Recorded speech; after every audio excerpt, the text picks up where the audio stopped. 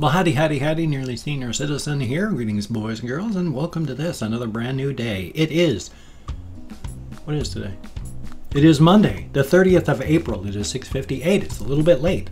I am disconnected from the normal time stream. Excuse me. I don't work, and so every day is roughly the same for me. The only thing that's different is when I go to like appointments in like a different town, like Olympia or American Lake, which is like 40 miles away. It's where the Veterans Administration is, or Seattle, which is a lot farther away. So every day is the same as the day. Monday is like Tuesday, is like Wednesday, is like Thursday, is like Friday, is like Saturday, is like Sunday. The only difference on each of those days is on weekends, a lot of things are closed and there aren't many videos on YouTube. Past that, for me, every day is the same.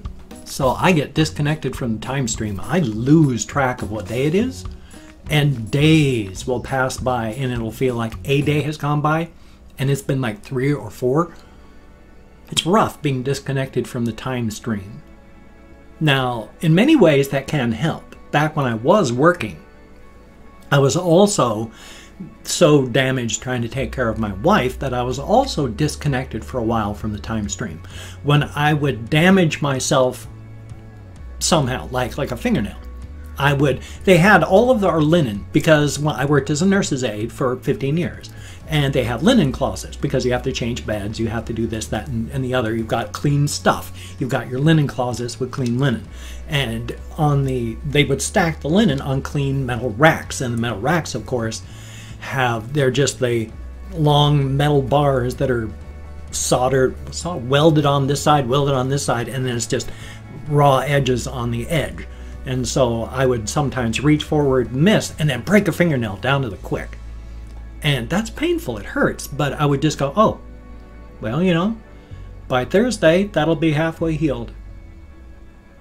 And then, you know, it'd be like Monday, and then just a blur would go by, and it would be Thursday, and my finger would feel okay. And I would have no real recollection of the passage of time between that.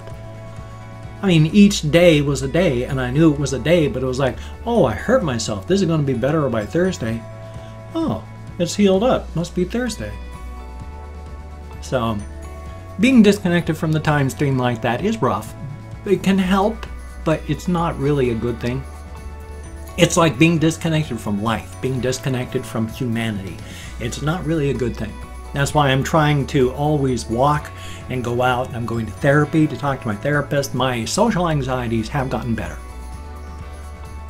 They really have. The only reason I haven't gone walking lately is not because of cocooning or fear or social anxieties. It's just I've been so bloody busy making videos for y'all. And I'm engrossing myself in my work, quote unquote, making videos as work so thoroughly because of, yeah, my wife's death and my mother's death and I don't think it's long before my father kicks off. He's in the hospital in rehab for a stroke, but he's had another stroke, so thumbs up on that. But I'm doing my best, and I'm trying, and I can't. And here, this is another big thing. I've talked before about, you know, my fibromyalgia and how hard it is to think and remember things, and my depression, how hard it is to think and remember things, and my brain damage from my alcoholism, because I was an active alcoholic for like over 23 years, probably over 25. So I did irreparable damage to my brain. Yes, your brain is plastic and it heals, but it can only heal so much. You do real physical damage with drinking, and I did. So it's rough that fashion too, because I forget so much. Plus now, I found out that one of the bigger reasons it's so hard to remember things as a widow / widower / somebody who loses someone, could be a family member, significant other, it's rough. Found out. Now, what I'm going to tell you, is it backed up by complete science? Only partially. Is it actually completely scientifically accurate? Only partially. Does it work as a model to accurately figure out how you are going to work and how your brain is working so that you can better integrate yourself back into society afterward? It works perfectly, and it fits and it works. It makes perfect sense in that fashion. Our brains are old. very old. They are built up from way back when, what, 65 million years ago, around the end of the dinosaurs, when the first mammals showed up. And now the world has exploded with all sorts of critters and stuff. Our brains, while old, because they've been built up through time, are also filled with relatively new things. I mean, we have the really primitive reptile brain, and then there's all this new stuff added on top of it in layers. And so it's like the outer layer of our brain is a highly humming hive of activity that if you could see it, it would look like a great modern city. That when you go underneath it, you see what's making that part run. It's like, oh, you've got running wires everywhere, and there's a machine over here. And then when you go a layer down to see what services that layer, and it's like, oh my God, you've just got guys running on bicycles to power everything. And it's like, there's nothing. It's all really, really primitive. When you get down to the very, very bottom, what everything is balanced on. It's like just a lizard on a skateboard. And on top of that, we have stacked all these other mechanisms to make our brains work the way they do today. So our brains are wonderful, amazing things, but they're also just an evolutionary junk pile, basically, of whatever happened to work. And our prefrontal cortex, what makes us able to think and process things, is relatively new even among human society. Not human society, even among human beings as a species. Now, the reason I bring that all up and to say it that way is because if you take a look at the whole holding capacity of your brain, it is basically a galaxy, a Milky Way galaxy. Now, not all of that information is accessible from a conscious viewpoint. A lot of it is just stuff that your body has to take care of to make sure it's working. And your brain is busy running through all this stuff and making the whole body work. A lot of the systems are automated, thank goodness, but you know, your brain's in charge. And it's that prefrontal cortex. You've got this whole galaxy-sized stack of junk, and your prefrontal cortex, the part that you can concentrate on consciously as an actual human being to deal with things, is a basket that's about the size of a laundry basket. How much does a laundry basket hold when compared to an entire Milky Way galaxy of stuff? When something gets into your prefrontal cortex, it's gone through a bunch of pre-work to get there, so that by the time it falls into your prefrontal cortex, that you can deal with something consciously going, gosh, you know, I broke my whatever, I need to get this fixed, I gotta deal with it.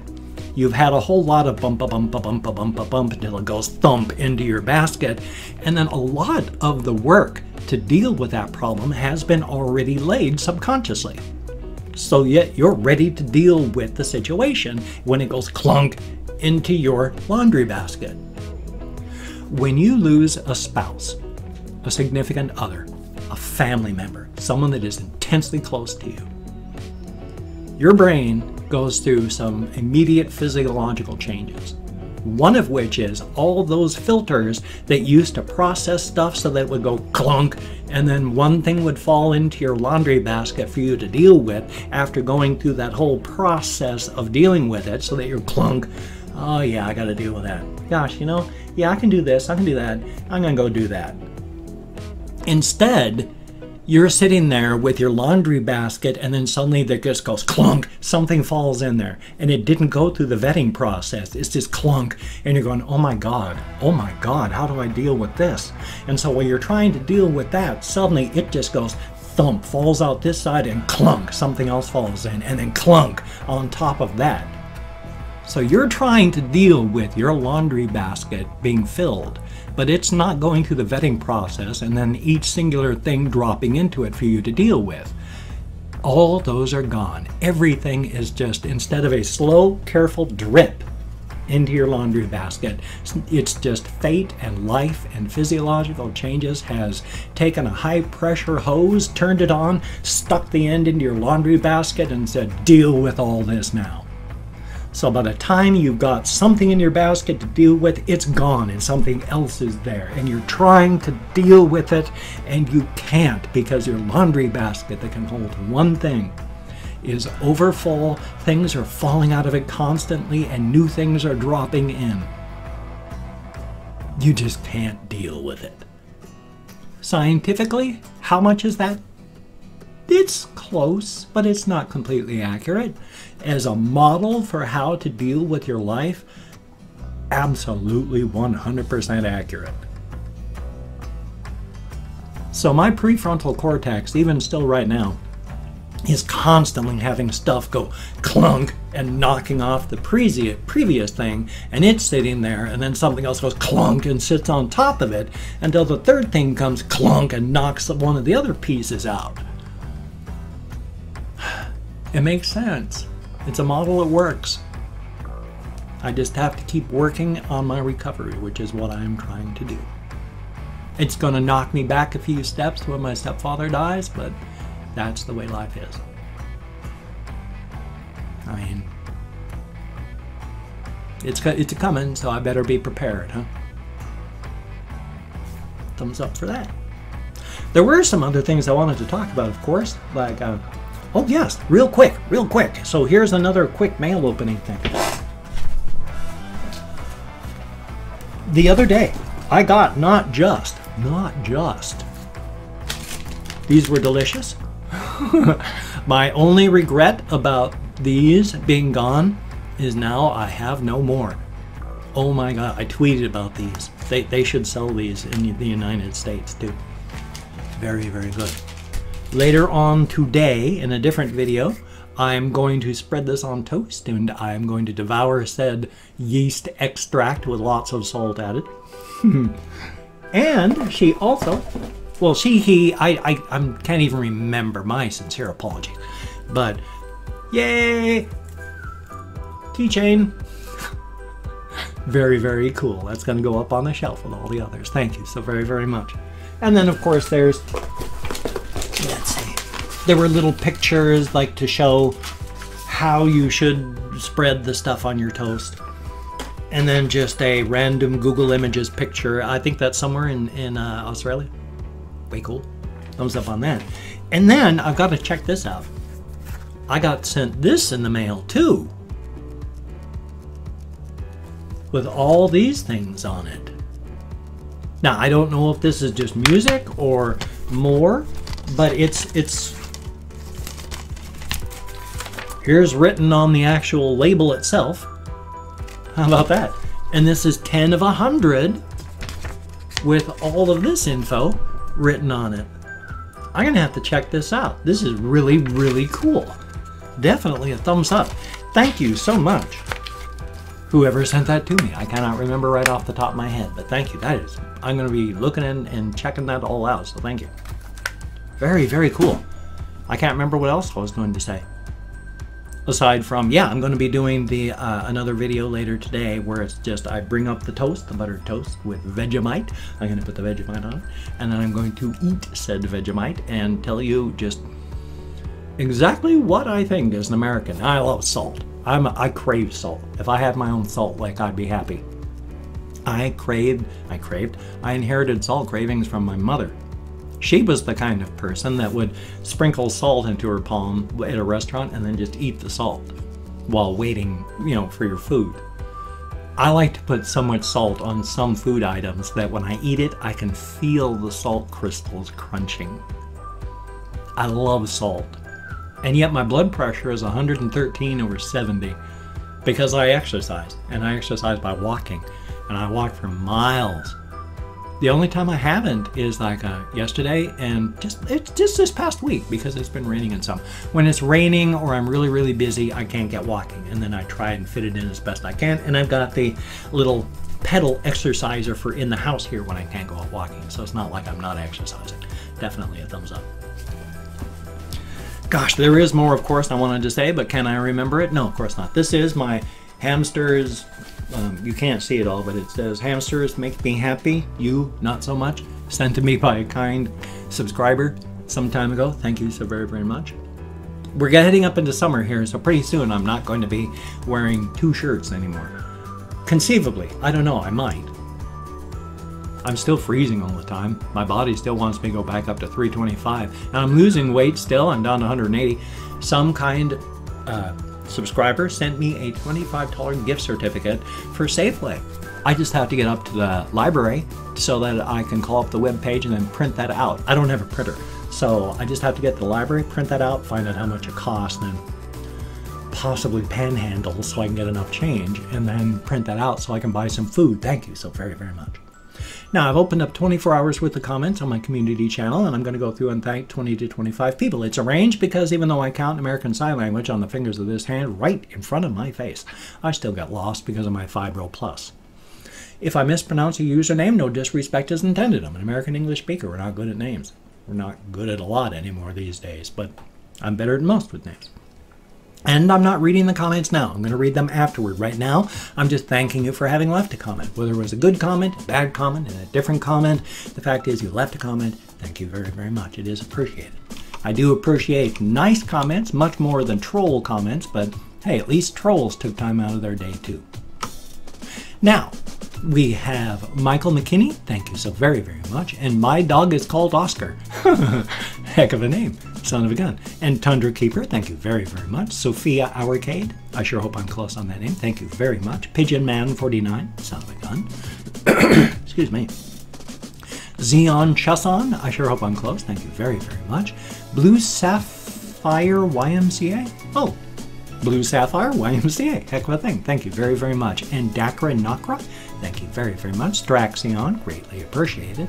Epic Sabo, thank you very, very much. And The Craig, thank you very much. Russ J, greatly appreciated. Blade Pool 88, thank you so very much.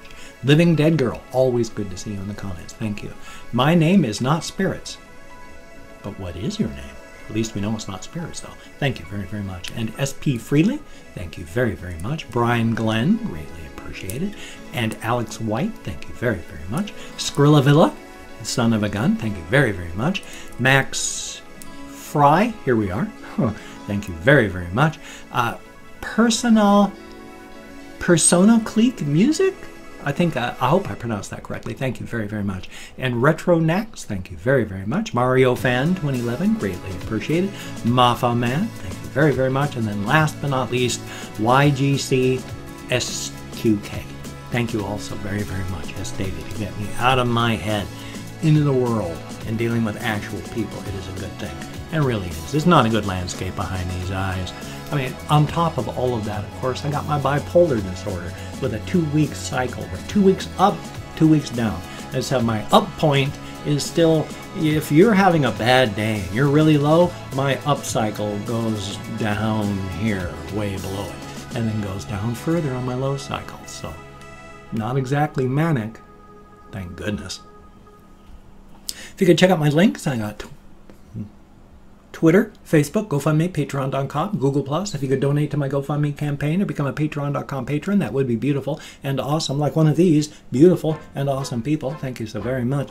I am past minus 400 in my checking account. If you could help, that would be good, because I got $1,000 rent, and right now my disability is going to be much, much less than $1,000. So if you could help, that would be very, very cool. But if you cannot donate, or you simply do not donate, I do take all good wishes. I deposit them in the bank of my heart, where I draw interest. So thank you very, very much. And if you could toss me a like, I do appreciate all the positive validation I get from my existence. A definite thumbs up. And if you could subscribe to the channel, that would be cool. I would understand if you don't want to, but if you are down with it, I will do my best to keep you entertained from now until the literal, well, end of my time anyway. I'm 55. I turned 55 in October. My mother, when she was 55, only had 18 years before she died at 74. I'm hoping to have at least 19 summers. Thumbs up for that. Well, I'm going to try real hard to have a reaction video done today. I'm going to have a game video from a game channel. I'm going to have a game video for this channel. And thumbs up. I might even have some more stuff off the PS4. Might even have another 5-video day. Hard to say. So you take care and have a great day today. Oh, there was something I was going to say and I can't remember. I just thought of it and then I was going to say it, but now I can't remember. But still, I've got an Amazon wish list if you could check that out. And I am partnered with Humble Bundle. If you could buy something to them, one day I'll become a paid partner of Humble Bundle. They haven't paid me yet. No one buys anything. Still, you take care. Have a great day today. I will see you on the flip side. And that, my friend, is a very good thing.